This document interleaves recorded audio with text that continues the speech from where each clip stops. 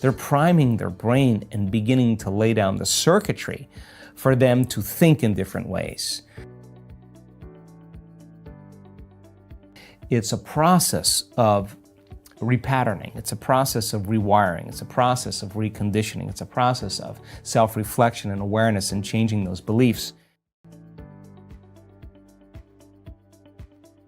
So by creating something for people to utilize, that you're not relying on so many things outside of you to bring you joy, or, this kind of subconscious program of being a victim. You say, Brian, why are you so upset today?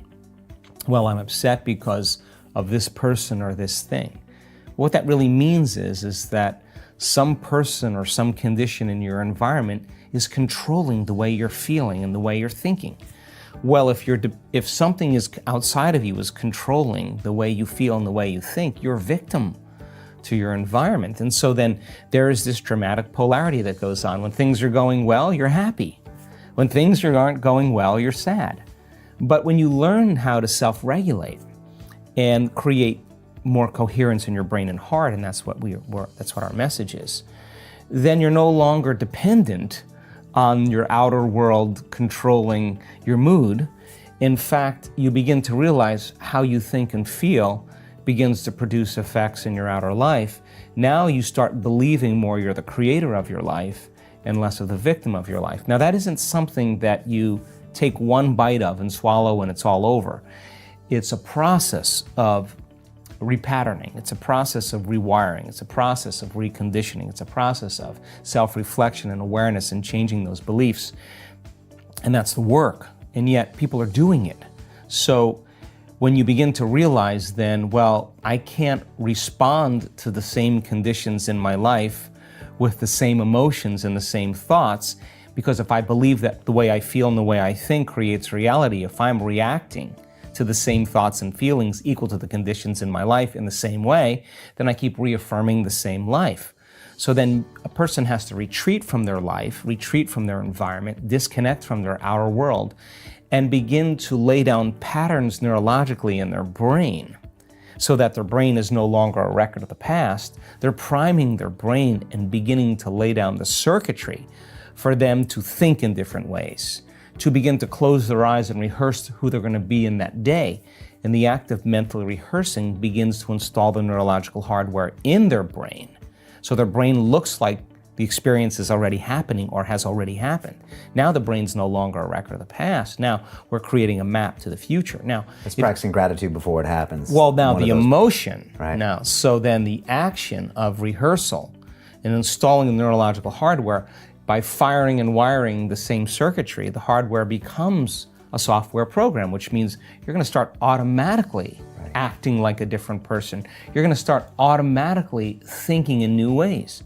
And then to trade guilt or anxiety or aggression or hatred or anger, to say those are emotions of the past, and as long as I live by these emotions, those emotions are influencing my thoughts. If emotions are a record of the past, then I'm thinking in the past, so my past is going to be my future. So if I want to be wealthy, I can't bring lack.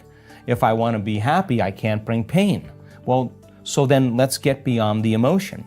So by trading those limited survival emotions and teaching people how to elevate their emotional state and really measure to tell them you're doing it or you're not doing it. When you teach your body emotionally what that future is going to feel like, and you say, I'm not going to get up until I feel this feeling and I'm locked into that feeling. Well, the side effect of that is, let's just say that you can contact the emotions of your future. And you teach your body what it feels like emotionally. The joy, the gratitude, the appreciation, the love for life, the joy for existence, the inspiration. And most people do that in the beginning. They feel kind of funny, like, why am I doing this? Because they've been hypnotized and conditioned to need a reason to feel that. Right. Something outside of them has got to change how they feel inside of them. So they spend their whole life in lack and emptiness waiting for it to happen, but living in lack isn't going to create it. So you're front-loading it, and that feels weird at first. At first, but if you start understanding what you're doing and why you're doing it, and the stronger the emotion you feel, the more you're going to pay attention to the picture in your mind. You begin to remember your future. You are branding that circuitry in your brain, and now you're emotionally conditioning your body into the future. Now, here's the side effect of that. If you can do that properly and become familiar with those states of mind and body, and you get up feeling like your future has already happened, I guarantee you, you're going to stop looking for it. I guarantee you, you're going to stop analyzing why it hasn't happened. You're going to feel like it has already happened. Now, the work is to be able to maintain that modified state of mind and body your entire day. You got to be able to sustain that state independent of your coworkers, independent of your boss, independent of your ex, independent of your finances, independent of the traffic. And if you're able to do that, you will begin to see the feedback in your life. In a sense, when energy makes it to the heart, it begins to broaden the field around the body. An energy that's literally measurable, a magnetic field.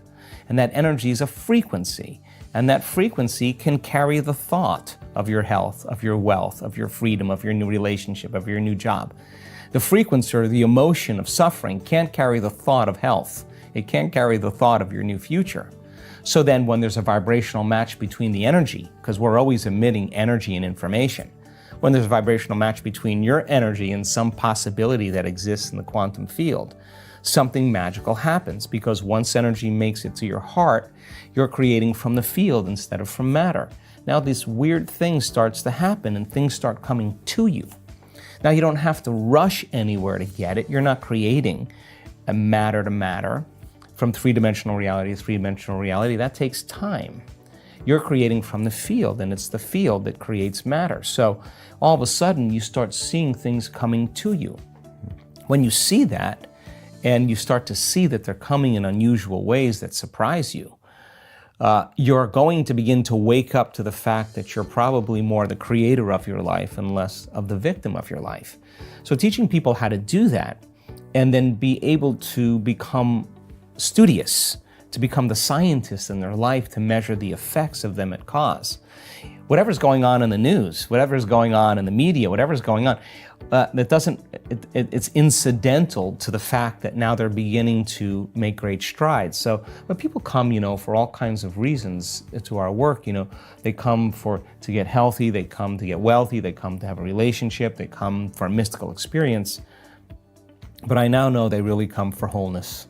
And when you feel so whole because your brain is so orderly and so coherent, and you've trained your heart to be more in coherence, and you feel that kind of joy for no reason at all. This is where it gets interesting, because now all of a sudden you're no longer seduced by the conditions in your outer world.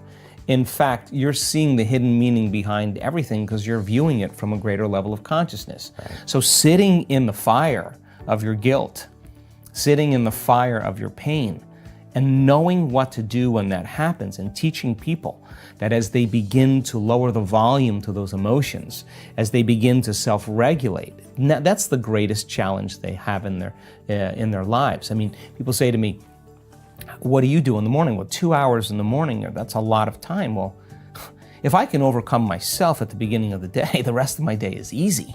And right? That's what you do. You spend 2 hours in the morning. I allow for 2 hours. Okay. You still get up at 4 a.m. and that. Well, this morning I was up at 3. Okay. Because I'm on the wrong time zone. Right. But if I'm up, you like the 4 a.m. slot because my brain waves are just right. I don't have to work as hard. Yeah, my body's a little fatigued, but I'm between worlds, and so my body's a little tired, but I get up and do it. And to me, I allow for 2 hours. Sometimes I can nail it in 45 minutes or an hour, and sure, I'm done. Other times, I'm on the wrong time zone. I have meetings all day long. I got a lot going on, and I'm just not going to fall prey to that common state of thinking. And that looks like meditation, affirmations in your mind, visualization. It's the work that we do. It's the work that we do. And the first part in truly creating a new personal reality is overcoming your present personality. You got to get beyond the normal thinking patterns, the normal urges of action and habits, to get beyond certain emotions that are residuals from the day before. That's the work right there. That's the part you have to overcome. So some days you just kind of slip in and it's magic because you've been practice is like having a great golf game or a great tennis game or a great run or a great session of knitting. You're in your groove. Other days, you got to work a little bit more for it. And for me, what I've learned is those hard days, the days that are the most challenging, are always the most rewarding, because now you're uncompromising to an outcome. And if it takes you an hour to get beyond yourself, to find the present moment, because that's the only place where the unknown exists, the familiar emotions and hardwired patterns of the past are the known. The predictable future, in trying to forecast the feeling of every event in our life, what people do unconsciously, is also the known.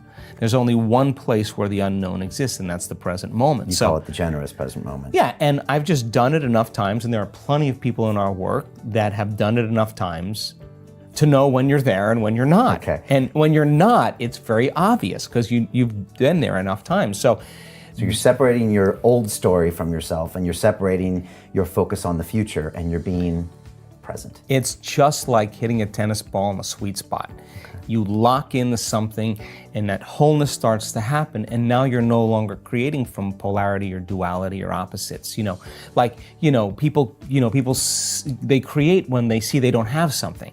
Whether, hey, nice suit, I want one of those, right? And the moment I see that you have a nice suit and I start thinking, I want one of those, my brain naturally starts putting me in the equation. Next thing you know, I'm wearing your suit. Well, that's because we're wired to do that.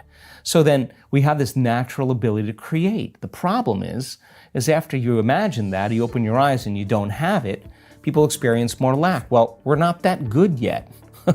So then the act of practicing enough times and beginning to create the state in which you're so connected to the energy of your future. Now think about this. You're so connected to the energy of your future, you're no longer looking for it or waiting for it. You feel like it's already happened. The moment you get upset in traffic, the moment you start judging a coworker, you just disconnected from the energy of your future, and now you're back to the energy of your past. Now, if you tell me it was that person that did it to you, I'd say to you, oh, you're back to the unconscious program of being a victim again. So then the person then goes, oh, when did I fall from, that state? When did I lose it? Oh, it happened at 3 o'clock today.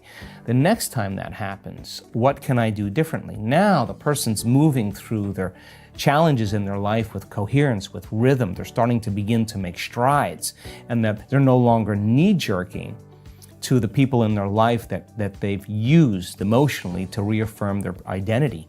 I've interviewed hundreds and hundreds of people that have healed themselves from all kinds of health conditions, and one of the most important elements that I see over and over again is when the person said, I just got to this point in my life where I made up my mind.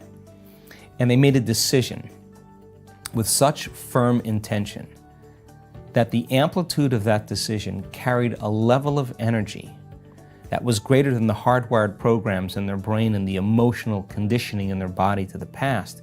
And their body responded to their mind in that instant. And the stronger the emotion, or the stronger the intensity of that energy, the stronger they felt that energy, they came out of the resting state, the more they paid attention to the choice they were making. Right. So like the decision might be, I'm not going to let my ex-wife bother me anymore. I'm going to no longer get angry. We had a woman on the stage in our event just recently, 78-year-old woman, very serious car accident, in a wheelchair, couldn't walk, couldn't speak. Made up her mind, like, this is it. I am here to change. It wasn't like 50% in, I hope this works. She was like, I made up my mind. And the decision became a moment in time that she never forgot. She will say to you, I know the moment I made up my mind. I know the moment I decided to change. That, think about it, that is the moment she moved her brain and body from the past present reality into a future present reality. What do I mean by that? People wake up in the morning and they don't feel anything, and all of a sudden, their brain is a record of the past. They start thinking about all their problems, and those problems are memories of certain people and objects and things at certain times and places. So the moment they start remembering their problems, they're thinking in the past. Well, every one of those problems has an emotion associated with it. So they start feeling unhappy, they start feeling discouraged, they start feeling victimized. Now their body's in the past. And if how you think and how you feel creates your state of being, that person's starting their day with their entire state of being in the past. So if they're living in the familiar past and they're in the known, they're going to crave the predictable future. So they're going to run through a series of routine behaviors in their day, and they're going to want to know the feeling of every experience in their life. Well, if you can predict the feeling of every experience in your life, that's more of the known. So now, the person who's now living in that future known reality, how are they going to change? Well, the moment you make a decision and you come out of your resting state and you begin to say, I don't care what's going on in my life, environment. I don't care what people think, environment. I don't care how I feel, body. I don't care how long it takes, time. I'm going to do this. And the hair on the back of your neck stands up. That's a new electrochemical signal to the body. This is the body saying, he's serious this time. It's no longer, oh geez, I think I'm going to change tomorrow. Right. This is a strong signal. And that becomes a long-term memory. That moment defines the person. So then the stronger the emotion, if the emotion of inspiration is greater than the emotion of suffering from the past experience, the stronger the emotion they feel, the more they pay attention to the picture in their mind. We could say they're remembering their future, and they're beginning to brand that circuitry in their brain and send a new emotional signature to their body. And in a sense, they're creating a coherent, clear intention with an elevated, coherent heart emotion, and now they're broadcasting a whole new signature, and that's dropping a big stone in a very placid lake, and here come the waves. That's moving right out into reality, and the person is beginning to change their energy, and nobody changes until they change their energy.